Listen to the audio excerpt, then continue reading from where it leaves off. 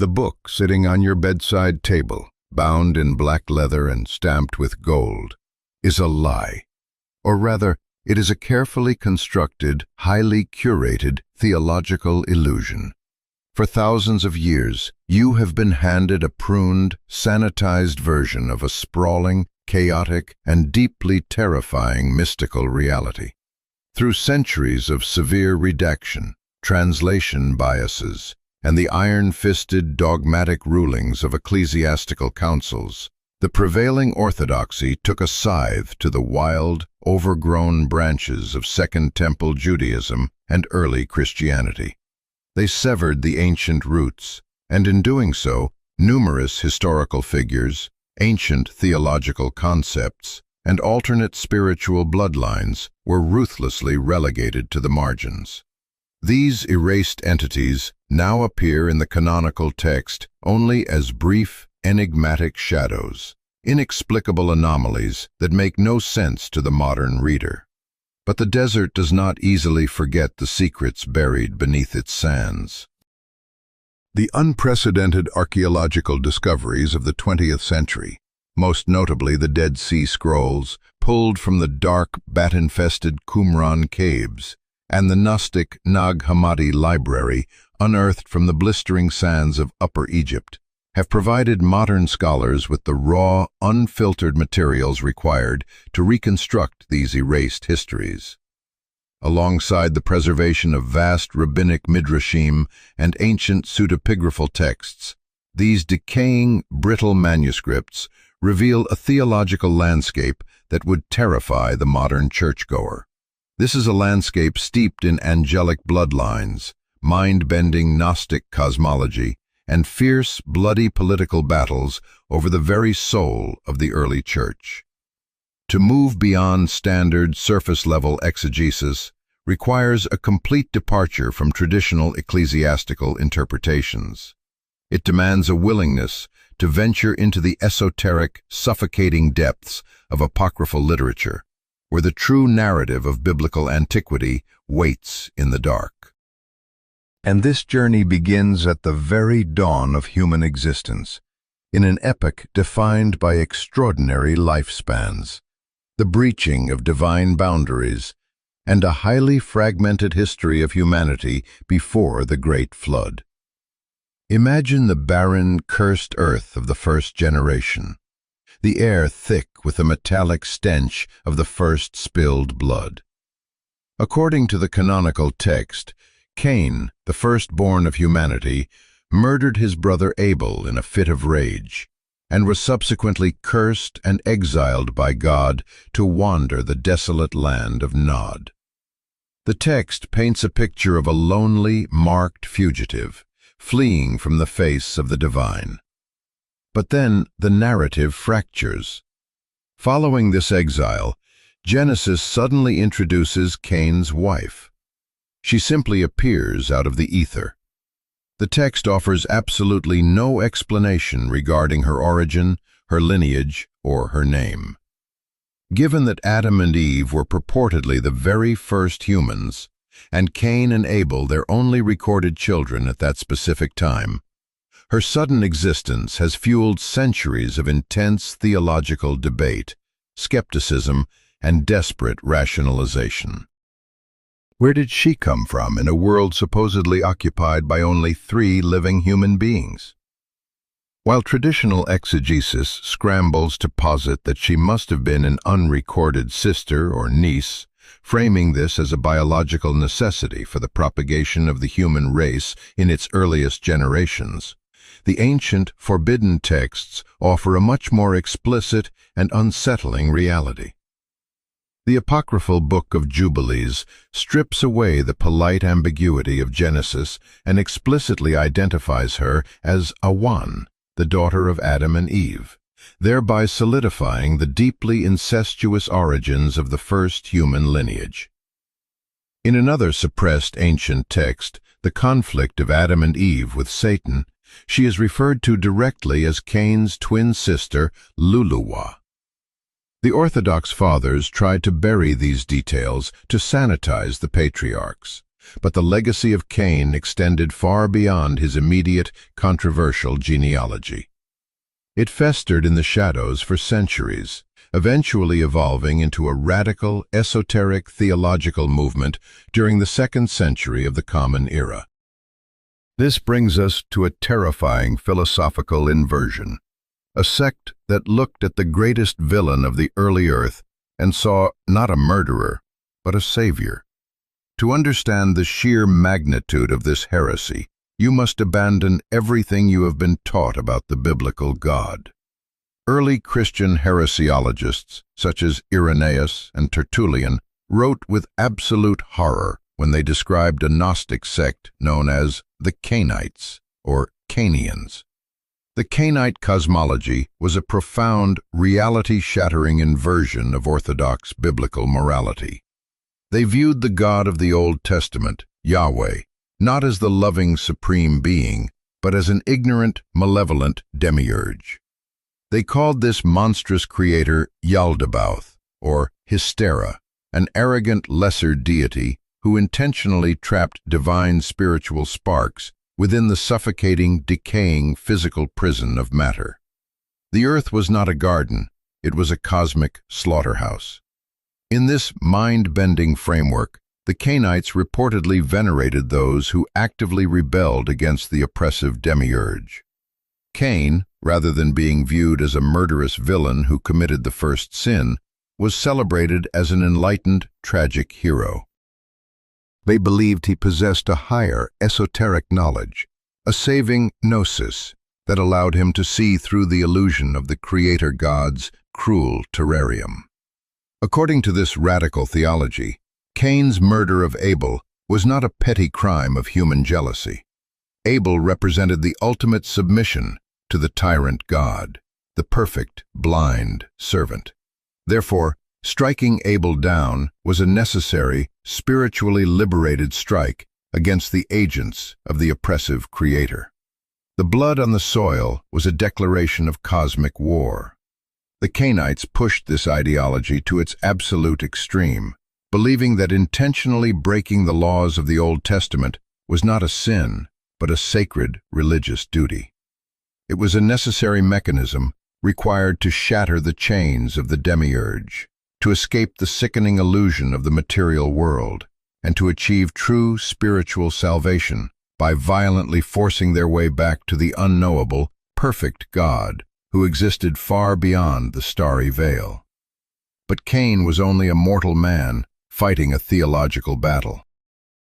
The true terror of the antediluvian world was yet to descend from the stars, bringing with it a genetic corruption so absolute that the very fabric of reality would have to be drowned to cleanse it.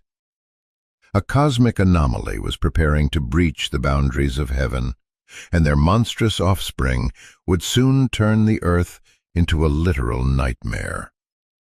But that is a descent into madness we are only just beginning to uncover. Look up at the summit of Mount Hermon, wrapped in freezing mists and jagged ice. The canonical Bible offers only a few vague, cryptic verses regarding the sons of God cohabiting with the daughters of men to produce a race of giants. But the Dead Sea Scrolls, specifically the highly fragmented Book of Giants, discovered deep within the Qumran caves, rip the veil off this cosmic violation. Imagine the sheer atmospheric pressure dropping, the deafening crack of thunder without rain, as 200 angelic beings, led by the supreme watcher Shemihaza, willfully shatter the boundaries of heaven to descend upon the rocky peak. They did not come in peace. They came to trade celestial secrets for mortal flesh. They brought forbidden knowledge that would permanently corrupt human genetics and poison the soul of the early earth. Picture the hypnotic, terrifying glow of the first forge, as humans were taught the brutal art of metallurgy, twisting raw earth into swords that would soon be drenched in blood. They whispered the dark, maddening secrets of sorcery and taught the seductive power of cosmetics to distort and manipulate human desire. The earth was no longer a sanctuary. It was a laboratory for fallen divinities. And from this unholy union of celestial fire and mortal clay, the Nephilim were violently torn into existence. These were not merely tall men. They were monstrous, towering titans, walking anatomical horrors that defied the natural order. The ground literally shuddered beneath their colossal weight as they ravaged the earth.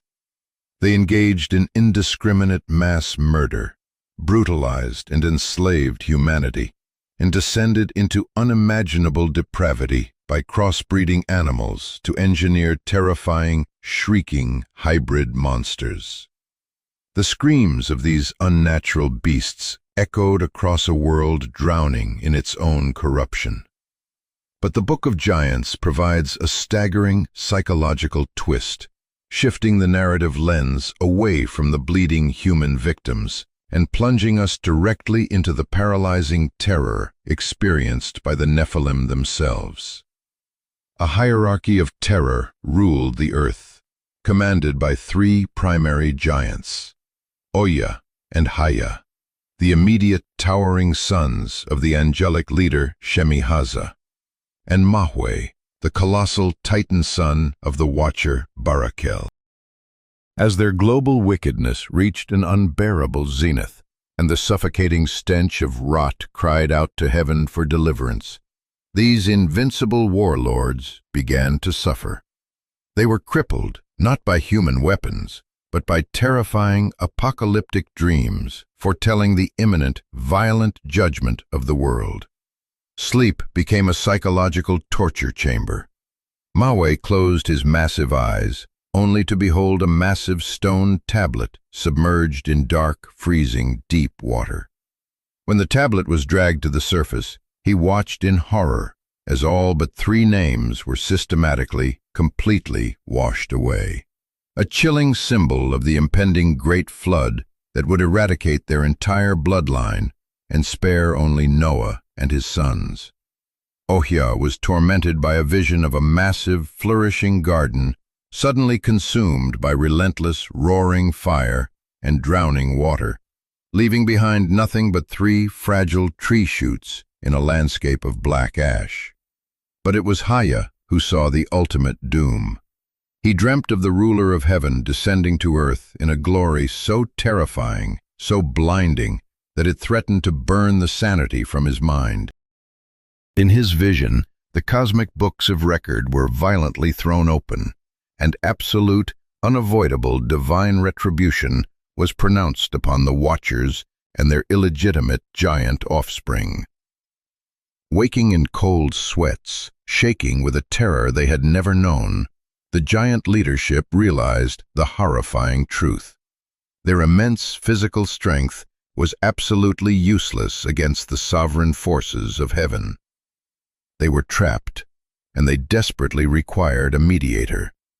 They dispatched Mahwe, commanding him to utilize his supernatural, unnatural abilities to launch himself into the sky.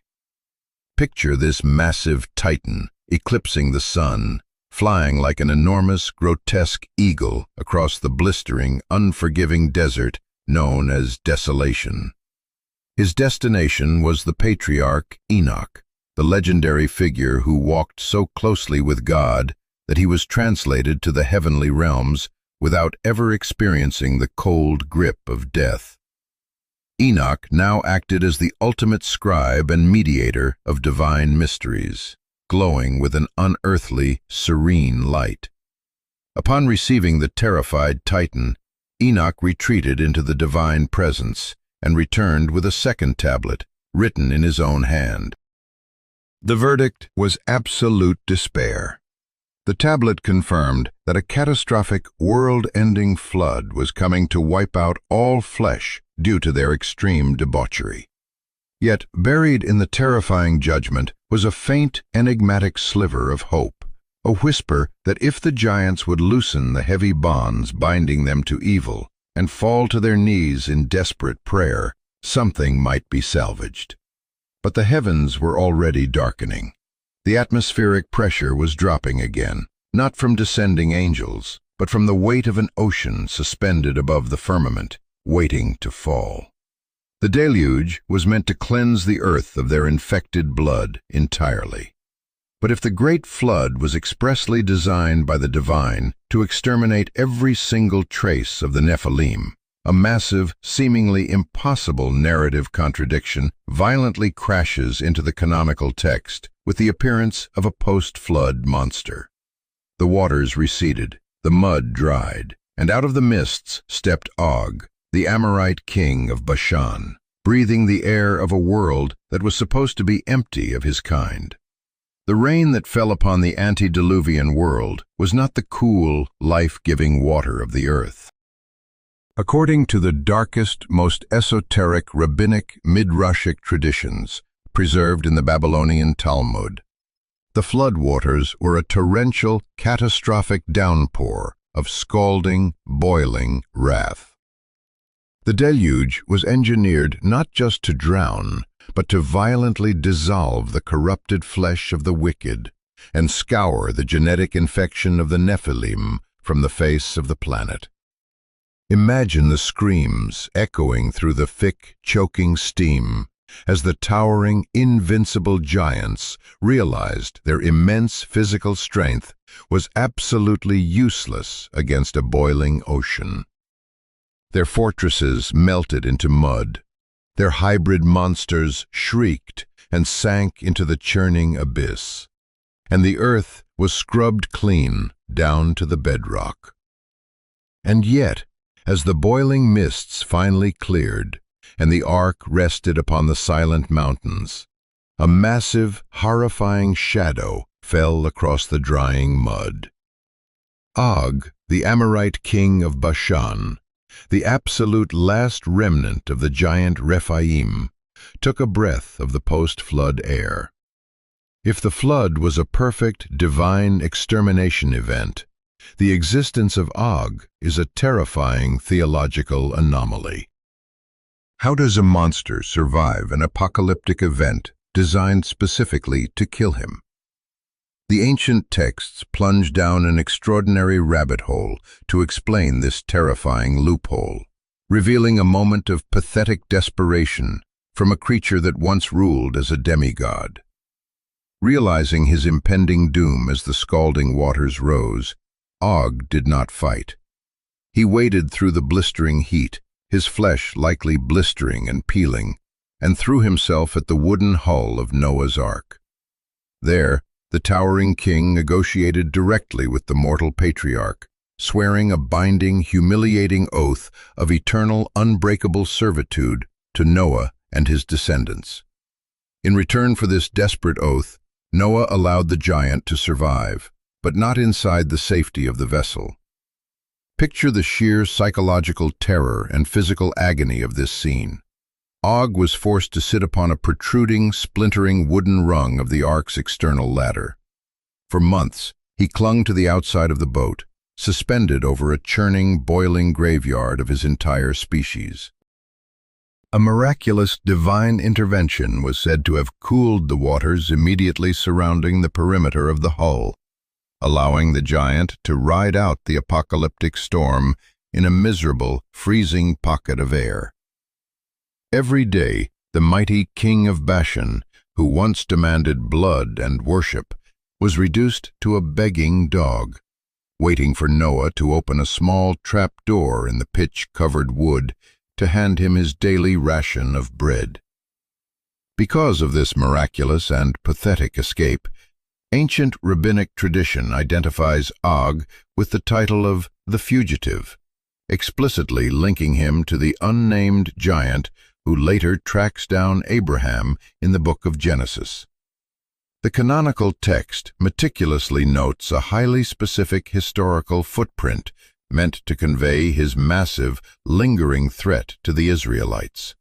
The existence of his bed, made of solid iron, measuring nearly 14 feet long.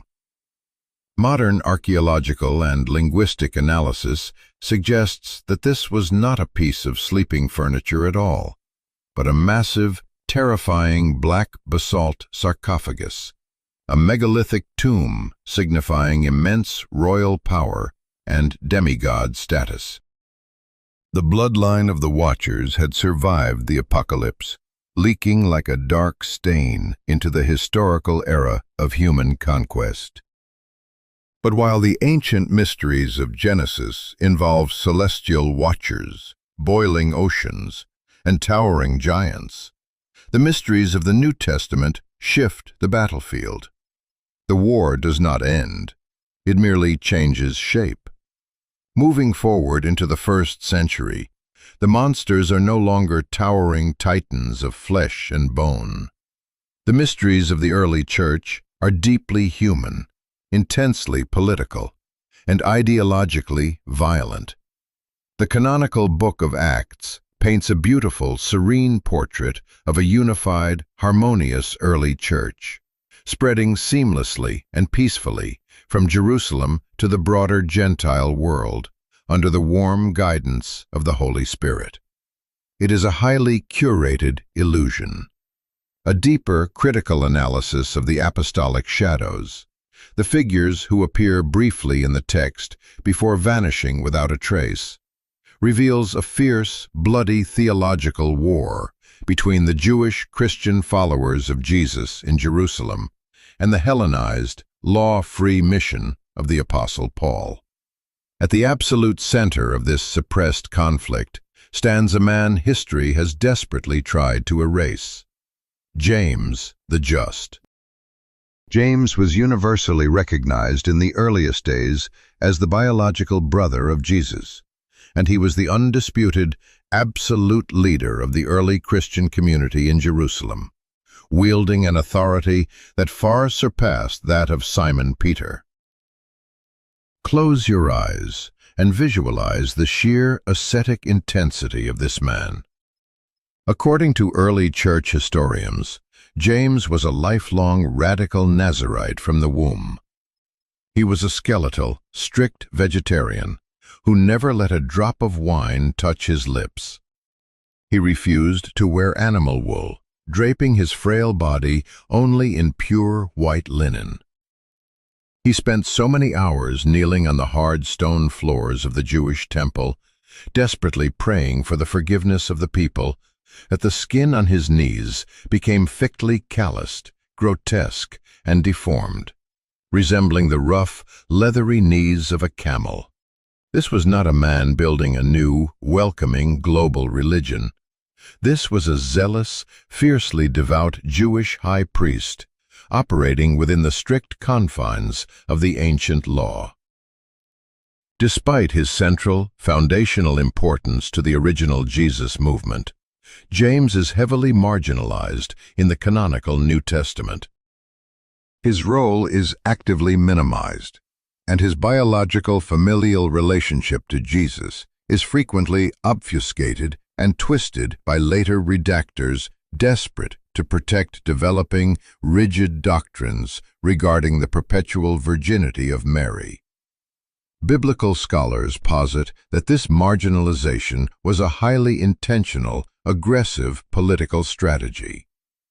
Following the crucifixion, a massive, unbridgeable theological chasm opened between James and the Apostle Paul.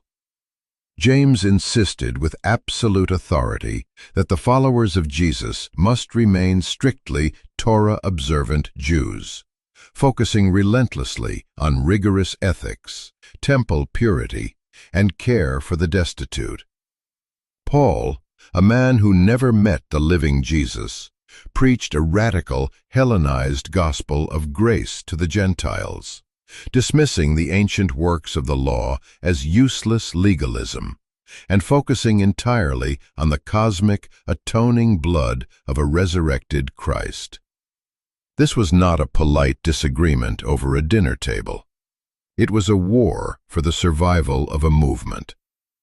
The original Jerusalem church, led by the biological heirs and extended family of Jesus, known as the Desposini, viewed Paul with absolute, visceral horror. They did not see him as a legitimate apostle.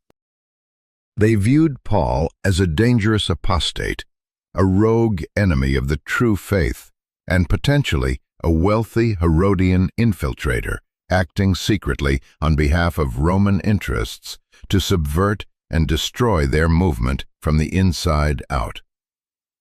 The Ebionites, an early suppressed Jewish Christian sect that claimed direct descent from the original Jerusalem church, revered James as the sole true successor. They viewed Jesus as a purely human, righteous prophet, and they rejected Paul's epistles entirely, burning them as poisonous heresy. Controversial modern research into the Dead Sea Scrolls even links the mysterious, unnamed figures described in those ancient desert texts to this exact first-century conflict, arguing that the righteous James was the historical teacher of righteousness, and that the Apostle Paul was the dreaded spouter of lies, the silver-tongued deceiver who led the masses astray from the strict, bleeding edge of the ancient covenant. But history is always written by the victors. Because Paul's highly adaptable, assimilationist version of Christianity ultimately triumphed, surviving the apocalyptic burning and total destruction of Jerusalem by the Roman Empire in the year 70, the true Jewish history of James the Just was systematically and permanently overwritten. The victors took the pen, and the family of Jesus was pushed out into the cold, dark margins of the text. This ruthless political overwriting and theological redaction leaves behind strange, unexplained casualties in the biblical record. Figures who are forced to drink deadly poison, and forgotten grooms who abandon their brides at the altar. The shadows of these erased men still haunt the pages of history, waiting for someone to finally read between the lines. Picture the suffocating tension in the upper room following the brutal execution of the Nazarene and the gruesome, pathetic suicide of Judas Iscariot. The remaining disciples are terrified, huddled together in the stifling Jerusalem heat, the smell of fear and unwashed bodies hanging thick in the stagnant air. They need to restore their inner circle to the sacred number of 12, a structural necessity for the apocalyptic kingdom they still believe is coming. They decide to cast lots between two men, Matthias and a man named Joseph Barsabbas, who is pointedly given the surname Justus. The casting of lots seems like a simple, divinely guided game of chance, but modern critical analysis suggests we are actually witnessing a silent, ruthless political assassination. The theory posits a fascinating rabbit hole. Joseph Barsabbas Justus is not a real, distinct historical person, but rather a literary clone, a thinly disguised alias for James the Just, the biological brother of Jesus. Under this theory, the author of the Book of Acts utilized the narrative device of drawing lots to officially, permanently, yet subtly reject the leadership of the biological family of Jesus in favor of the Hellenistic Pauline faction. The patronymic name Barsabbas, meaning son of Saba, is retained merely to fulfill a required historical footprint. But the man, and by extension the biological family's legitimate claim to absolute apostolic succession, is discarded. The lot falls to Matthias, a man who does absolutely nothing of recorded consequence, and Joseph Barsabbas instantly and permanently vanishes from the canonical biblical record. But the oral traditions of the early church refuse to let the ghost die. The early church father Papias of Hierapolis, writing around the year 110 of the Common Era, records a verifiable yet bizarre esoteric legend regarding this discarded man. According to the prophetic daughters of the evangelist Philip, justice was cornered and put to a terrifying test by Roman unbelievers. Imagine the cold, calculating cruelty of the Roman guards, forcing him to his knees and pressing a cup of deadly, freshly milked viper poison to his lips. They watched, waiting for the venom to paralyze his respiratory system, for his blood to coagulate and his eyes to roll back in the agonizing throes of death. Miraculously, he swallowed the thick, toxic venom and suffered absolutely no harm. He stood breathing calmly, serving as a literal, terrifying fulfillment of the prophetic statement in the longer ending of Mark, which declares that true believers will drink deadly poison and survive. This chilling legend underscores a profound truth. The figures who were politically sidelined and erased in the canonical text maintained an immense, untouchable, mythic status in the whispered, underground traditions of the early church. Another apostolic shadow caught squarely in the crossfire of early church identity and political overwriting is Simon the Zealot. When modern readers hear the word zealot, they instinctively associate the term with the violent, dagger-wielding Sicarii rebels who instigated the disastrous, bloody Jewish-Roman War, slitting throats in the crowded markets of Jerusalem. But historians meticulously note that this organized, violent political movement did not actually exist during the lifetime of Jesus. The original Greek term kanaios simply meant someone who was fiercely zealous or jealous for the strict observance of the ancient law of Moses, aligning him much more closely with the rigid, conservative theology of James the Just in the politics of armed revolution. However, Eastern Orthodox tradition holds a captivating, deeply tragic, untold origin story for Simon, an origin that redefines his fanaticism. Eastern scholars widely believe that Simon was the anonymous groom at the wedding in Cana of Galilee.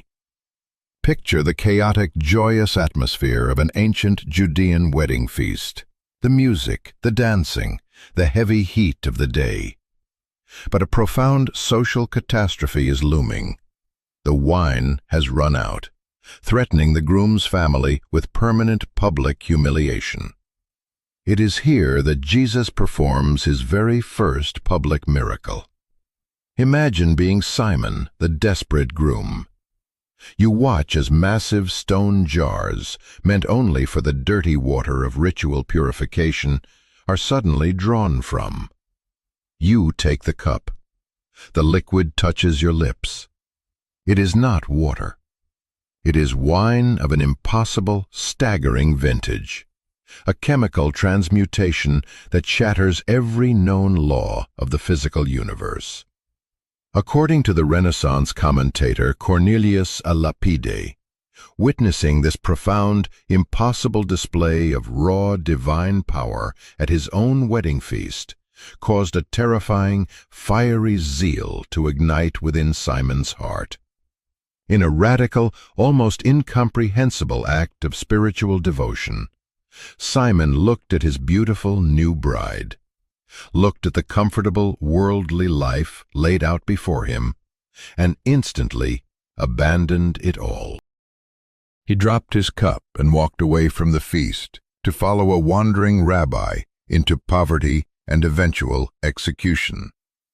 This absolute fanatical dedication, choosing the brutal ascetic apostolate over a newly consecrated marriage bed, earned him the title of the Zealot. Ancient legends trace his subsequent restless missionary work to the furthest reaches of the known world, claiming he traveled through the blistering sands of Egypt, the ancient empire of Persia, and as far west as the damp, freezing edge of the world in Roman Britain, where tradition claims he was eventually martyred by a brutal, agonizing crucifixion. But perhaps no figure in all of biblical antiquity embodies the concept of an erased or encrypted history more than the mysterious phantom known only as the disciple whom Jesus loved. Appearing exclusively in the Gospel of John, this anonymous, unnamed figure moves like a ghost through the most critical moments of the narrative. He reclines intimately at the very chest of Jesus during the heavy, doom-laden atmosphere of the Last Supper, feeling the heartbeat of a man about to die.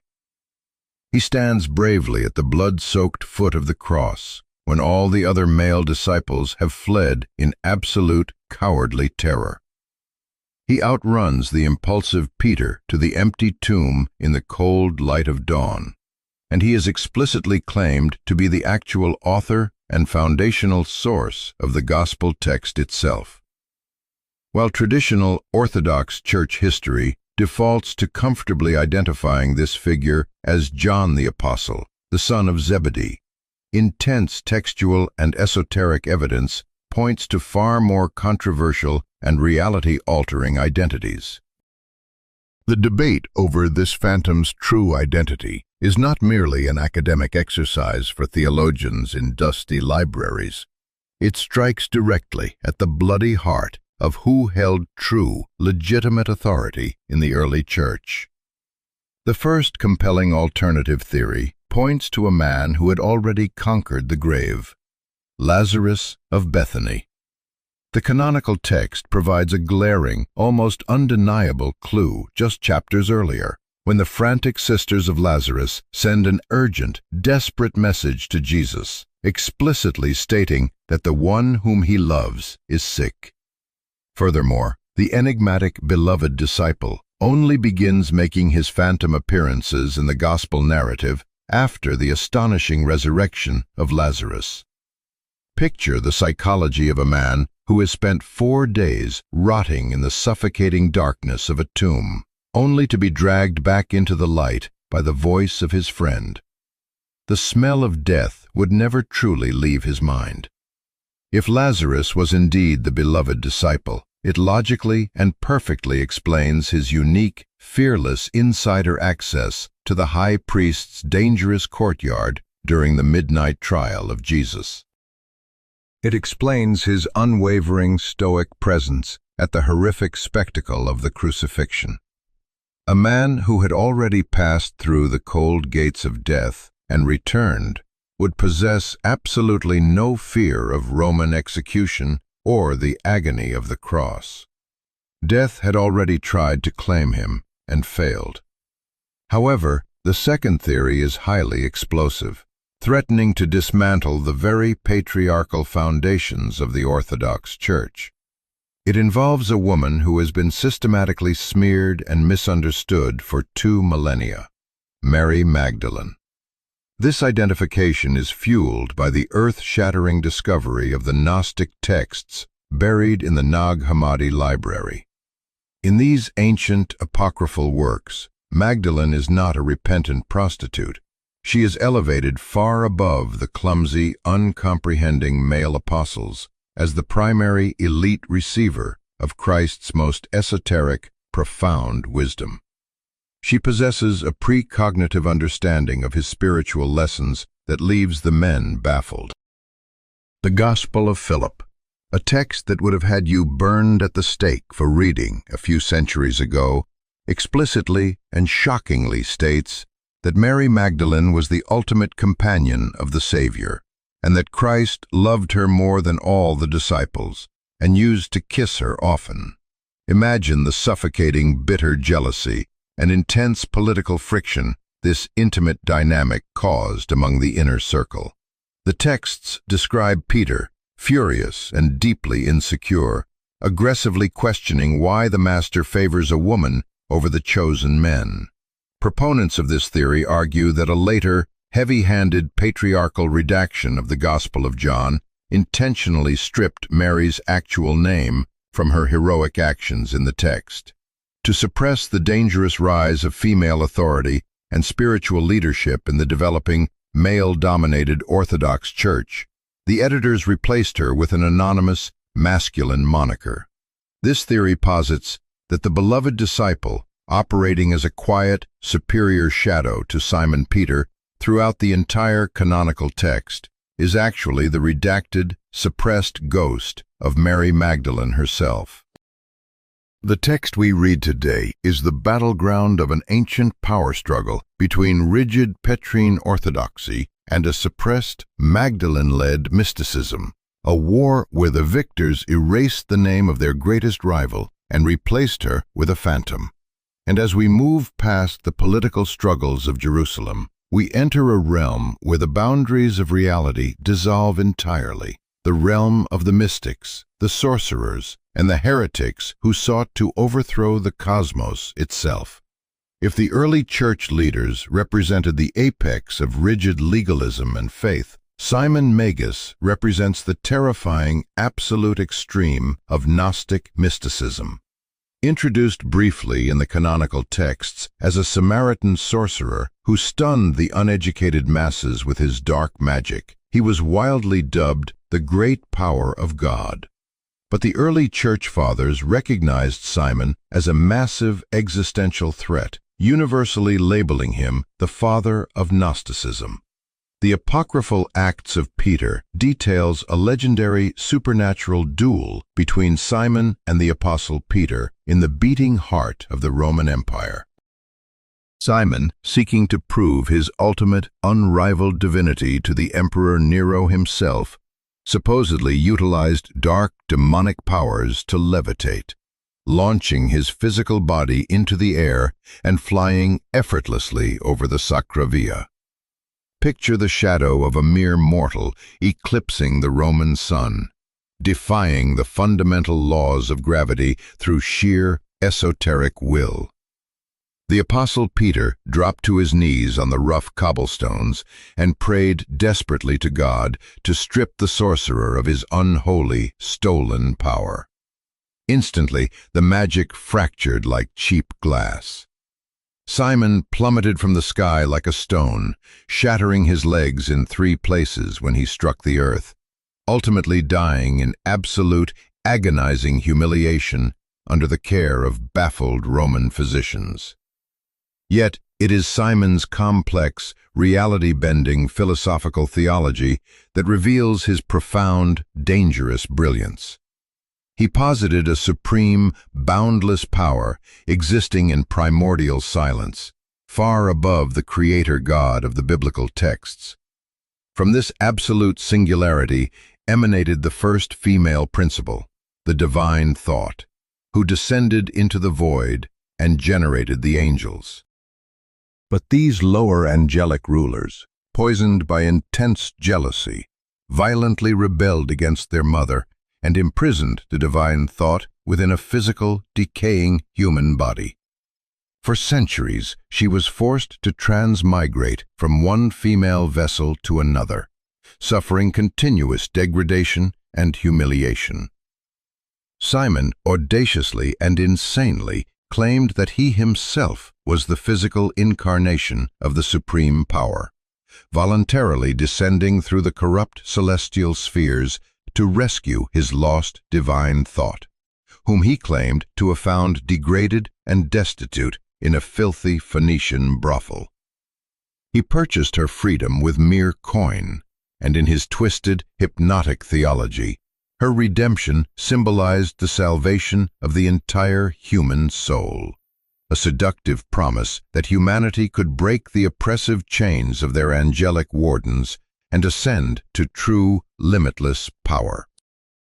While Simon Magus sought to subvert and conquer the celestial spheres with dark, stolen magic, another figure operated deep within the strict, suffocating boundaries of the traditional Jewish Sanhedrin, ultimately becoming associated with the conquest of something far more terrifying than the angelic realms, the kingdom of death itself.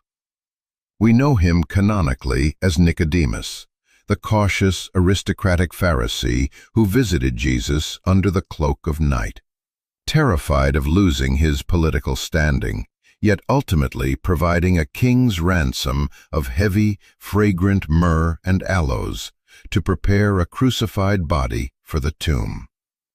But the ancient rabbinic literature and the suppressed Christian apocrypha expand his legacy into staggering, impossible directions. In the Babylonian Talmud, he is not merely a curious scholar. He is universally identified as Nachdimon ben Gurion, one of the three absolute wealthiest men in the sprawling city of Jerusalem during the 1st century. The ancient texts record a highly specific, miraculous, and terrifying historical anomaly concerning him.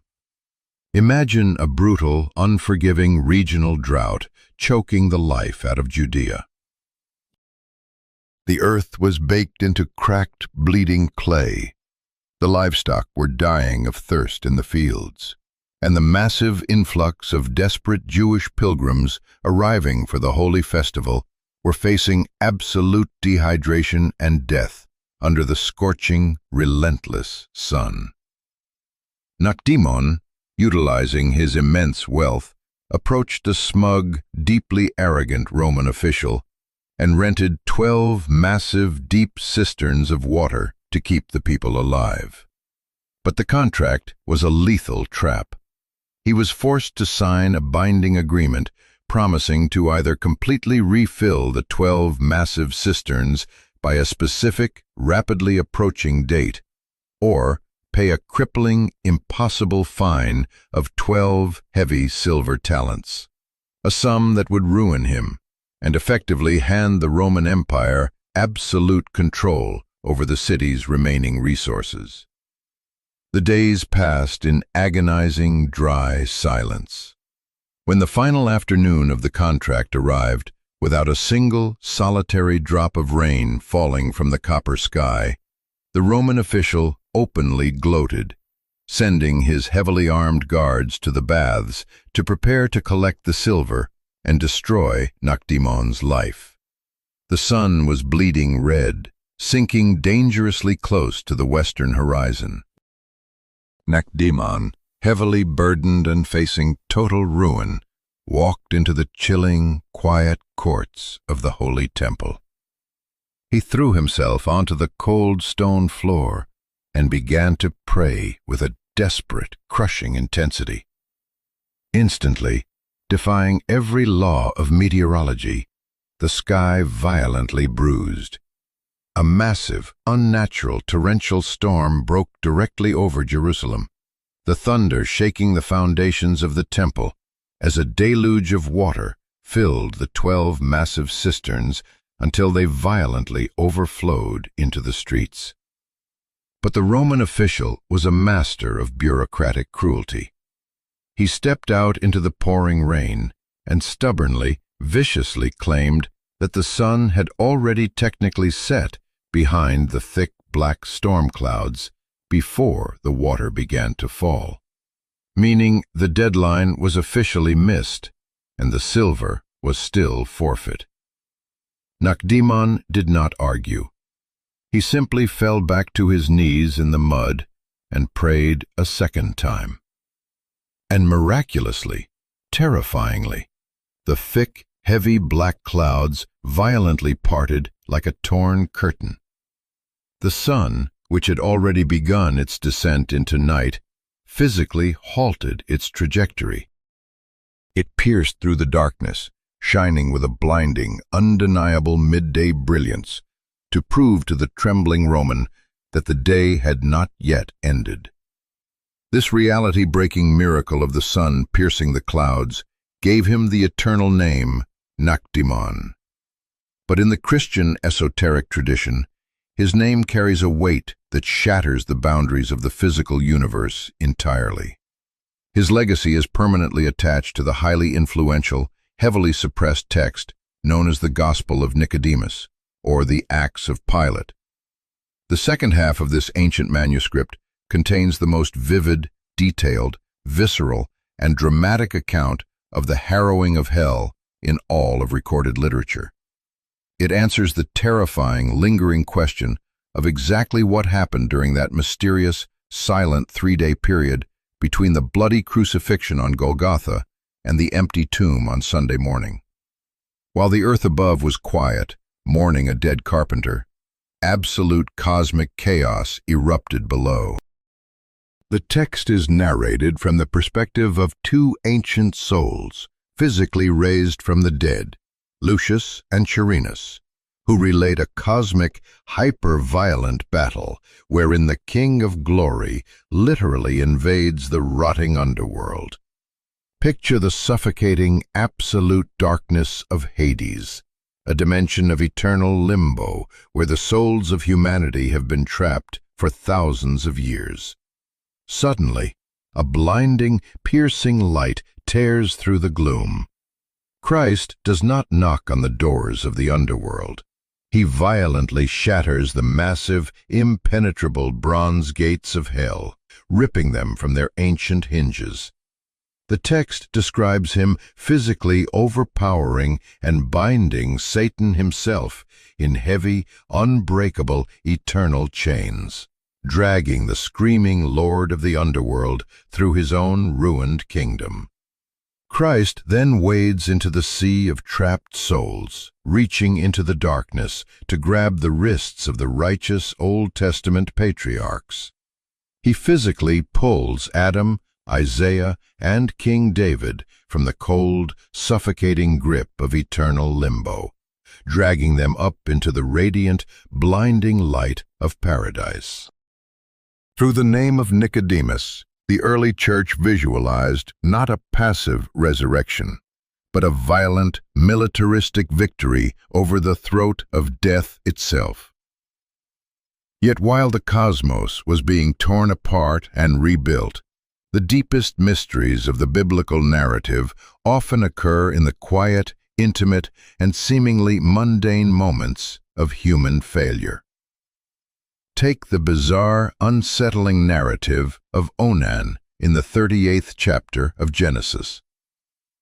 At a superficial glance, read by modern congregations, it appears to be a straightforward, rather embarrassing moral fable about ancient duty and family politics. As the second son of the patriarch Judah, Onan was strictly required by the ancient Near Eastern custom of levirate marriage to sleep with his deceased, childless brother's widow, Tamar, in order to father a biological heir that would carry on the dead man's name. Refusing to produce a child that would not legally or financially belong to him, Onan engaged in the act, but deliberately spilled his seed upon the ground at the last possible second. For this seemingly private act of petty selfishness, the text states that God immediately struck him dead.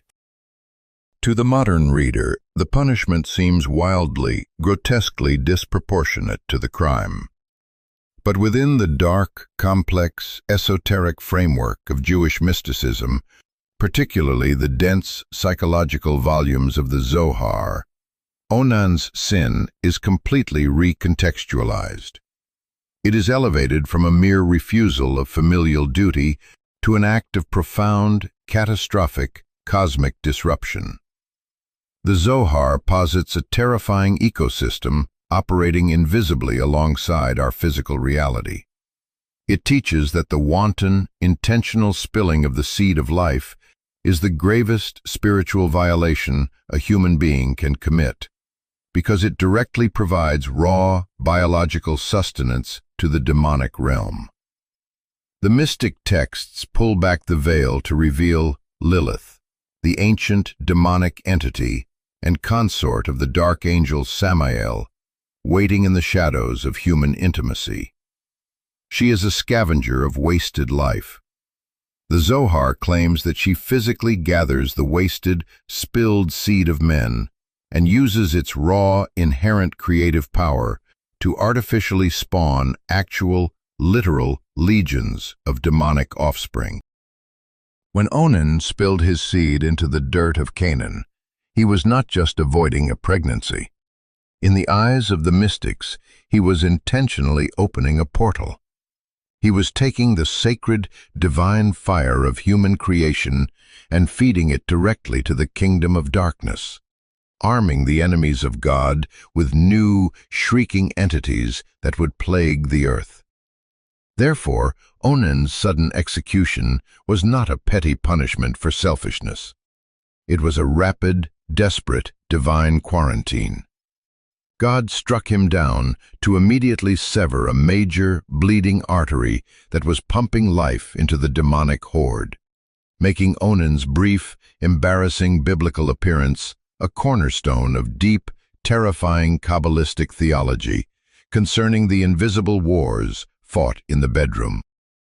But the ultimate biblical anomaly, a figure towering so high above the antediluvian giants, the political apostles, and the Gnostic heretics that he seems to belong to an entirely different religion, is the immortal priest-king known as Melchizedek. In the 14th chapter of Genesis, following a massive, bloody regional war involving a coalition of kings, the exhausted patriarch Abraham is suddenly met in the valley by a phantom. Melchizedek, the king of Salem, simply appears out of nowhere, bringing out bread and wine, and boldly blesses Abraham as a priest of God Most High. The narrative anomaly here is staggering. Abraham is the undisputed father of the Jewish faith, the man chosen by God to begin the sacred lineage. Yet Abraham, the supreme patriarch, bows his head and pays a heavy tithe of his spoils to this completely unknown, uncircumcised Canaanite king, instantly establishing Melchizedek's absolute, unquestioned spiritual superiority over the chosen bloodline. The author of the New Testament book of Hebrews later amplifies this mystery to mind-bending proportions, writing that Melchizedek possesses neither beginning of days nor end of life, but resembling the Son of God, he continues as a priest forever. For centuries, Orthodox scholars argued in circles, debating whether he was a pre-incarnate, ghostly appearance of Christ himself, or perhaps the ancient patriarch Shem, somehow surviving hundreds of years post-flood to bless his descendant. But the true, terrifying scope of his identity lay buried under the blistering sand of the Judean desert for 2 millennia. The discovery of the Dead Sea Scrolls in Cave 11 yielded a highly fragmentary, decaying Hebrew manuscript dating to roughly 100 BCE, known to scholars as 11Q13, or the Melchizedek document. This brittle piece of leather radically and violently elevates Melchizedek from a righteous human king to a terrifying eschatological divine being. In this text, the Essene authors of Qumran explicitly and repeatedly refer to Melchizedek using the supreme title Elohim, a term reserved for God, or a supreme divine being. The document serves as a dark, mystical commentary on the Jubilee year, an ancient cyclical time when financial debts were supposedly forgiven and slaves were freed. But the desert monks spiritualized the Jubilee into a massive, cosmic, end-times apocalypse. Melchizedek is portrayed not as a man with bread and wine, but as the supreme, terrifying commander of the heavenly host, completely usurping the traditional angelic role of the archangel Michael. The text prophesies that he will descend from the heavens during the 10th and final Jubilee, specifically on the blood-soaked Day of Atonement. His mission is one of absolute, uncompromising cosmic warfare. Melchizedek will lead the blindingly bright angels of light to execute final divine judgment, violently destroying the dark, ancient entity Belial, and completely incinerating his legions of rebellious, parasitic spirits. The scroll boldly takes Old Testament scriptures that explicitly refer to Yahweh and applies them directly to Melchizedek, quoting, "Elohim has taken his place in the divine council. and your Elohim reigns, cementing his status not as a man, but as a divine, immortal warrior judge, sent to cleanse the universe. If the Dead Sea Scrolls reveal his apocalyptic cosmic destiny, the pseudepigraphal, highly esoteric Slavonic Second Book of Enoch reveals his absolutely terrifying supernatural origin story. It is a story so deeply unsettling that it was completely scrubbed from Orthodox history. According to the 71st chapter of this suppressed text, the high priesthood immediately preceding the apocalyptic Great Flood was held by a man named Ner, who happened to be the biological brother of Noah.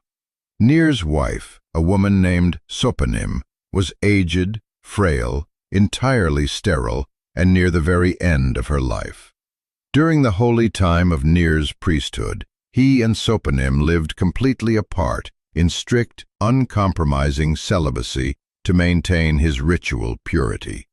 Yet, impossibly, Sopanim's stomach began to swell. She became miraculously pregnant without the touch of a man. Deeply ashamed of her inexplicable condition, terrified of the brutal accusations of infidelity and the ancient laws of stoning, she hid herself away in the dark corners of their home, refusing to see anyone. On the exact day she was due to give birth, Ner finally discovered her massive pregnancy and angrily confronted her in the sanctity of the temple, his voice echoing with accusations of betrayal. Sopanim, trembling, wept and swore her innocence. But under the extreme, suffocating psychological and physical stress of the confrontation, her failing heart gave out.